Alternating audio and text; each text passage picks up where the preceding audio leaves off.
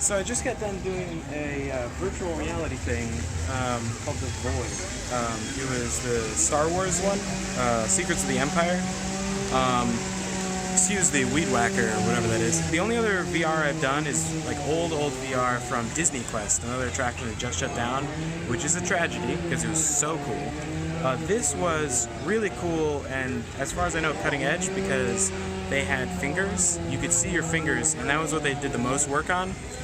What they didn't do a lot of work on is where your arms actually are.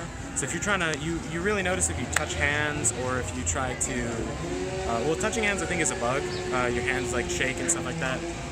If you try and touch your friends' stuff, sometimes they're popping near and far from you and stuff like that. But technically it was pretty cool.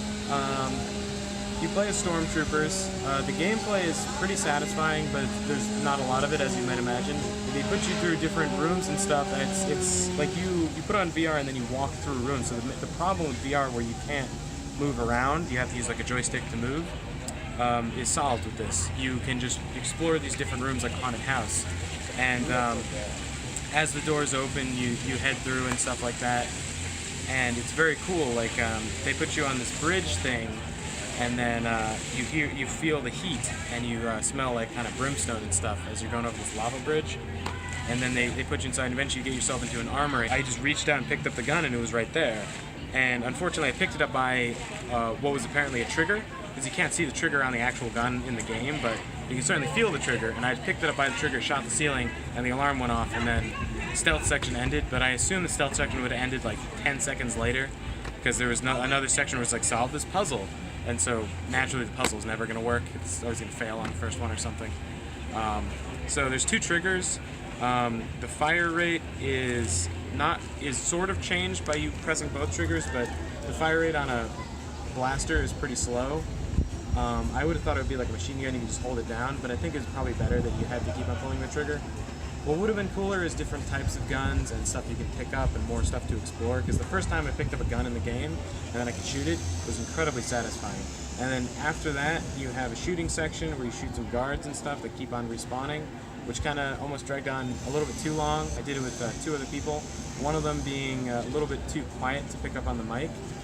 Had to kind of hear through the noise cancelling headphones. And we didn't really coordinate super well. We didn't like plan it out. We had the first fight you need to coordinate. There's 3 bridges and there's 3 people. But we didn't do that. So then we were like, after that fight, we were like kind of coordinated. We had like one other engagement and then it's over, essentially. There's a bunch of other stuff, but you're not doing anything during it. You're just watching Darth Vader be cool. It was very cool though. I had a lot of fun. Only my girlfriend could hear me, my brother couldn't. Me and my brother both left the volume on default. And so it was really loud, and you have intercoms with a mic that's positioned like right here on the visor, right next to your mouth. The comms sound really good when you're like putting on the gear and stuff.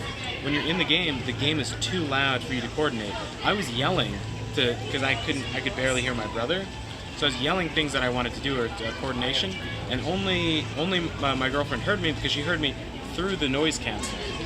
So it's hard to coordinate unless you are screaming. Oh, because I turned my volume down. Volume low, yeah. And then the other thing is, there's a whole nother section you can do if you do stealth that I fucked up when I picked up my gun and I picked it up by the trigger. There's 2 triggers, by the way, so I felt the one trigger and I picked it up, and then there's like some other thing and it shot the ceiling, and I was like, oh, great. But there was some other section he was going upstairs, and then he was going that way, even though the door was shut and faced through the wall, and then someone grabbed him and turned him around.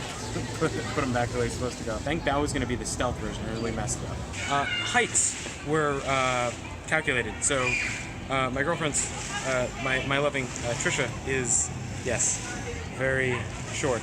And I knew which stormtroopers are immediately, because it was like my brother, who was like taller than me. It's like a big normal stormtrooper size, and then there's like, you're a little short for a stormtrooper, like in the movie or whatever. This is like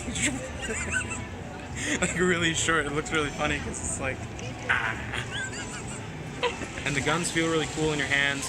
They put a lot of weight on you, and so my tiny girlfriend was kind of getting crushed under the thing. She was like, whoa, with the big backpack. Previously when I'd done it in Disney Quest, they had these big visors that had to be lifted from cranes above you. because they like extended about like this far from your head, or you know, like that far, and they're very heavy. So turning was like you had to kind of like turn to swoop, like to be able to look around. But with this, I felt like I could look around wherever I wanted, and like there was a window on the far side of the room, being like a room like this big, and like I just go over and I'm like looking around at like what's out the window, and you can actually see a bunch if you like lean in the different directions, and it's really cool to just like see cool stuff in the world and just walk over and look at it. But again, there was one area where I wanted to look around, and then that's basically it. There was one area where like there's like 2 areas where you fight, and then it's kind of over. So it was pretty short, and I think the people that would enjoy it the most would be people who don't play video games. I think honestly, the biggest market for that is people who have never played a video game and are like, oh, what's this? And then they're like very, very, you know, impressed by it. Or people who don't play VR games or something like that. But I was impressed and I had a lot of fun. However, it's not like you're just walking onto an attraction in a park and you're like, oh, that was awesome, let's go ride it again and again. Or, you know, we'll get a fast pass for tomorrow or something. You're going in and you're paying $38 for what is, for like an experience or whatever. And I feel like they're competing with Disney World. If someone set that up near my house, that'd be a fun thing to do on the weekend. But I don't live around here. I live in New Jersey, and this is Disney World. So we checked it out because I miss Disney Quest. But otherwise, it probably wouldn't be worth checking out because you get one experience per $38. You're not getting $38 to get admission like you were with Disney Quest. This is $38 to do the Star Wars one. There's another Wreck-It Ralph one, but you cannot do that for this. You know, you can pay and do it, but we're not gonna do that. So to sum it up, really cool. Felt very high tech. It was cool to play as a stormtrooper and everything, and too short.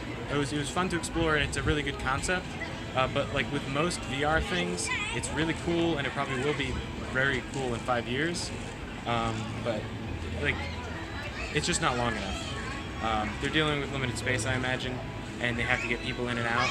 But if there was more to it, if they just had the same experience longer, it would be the coolest thing ever.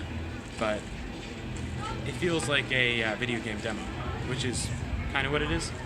Anyway, thanks for watching.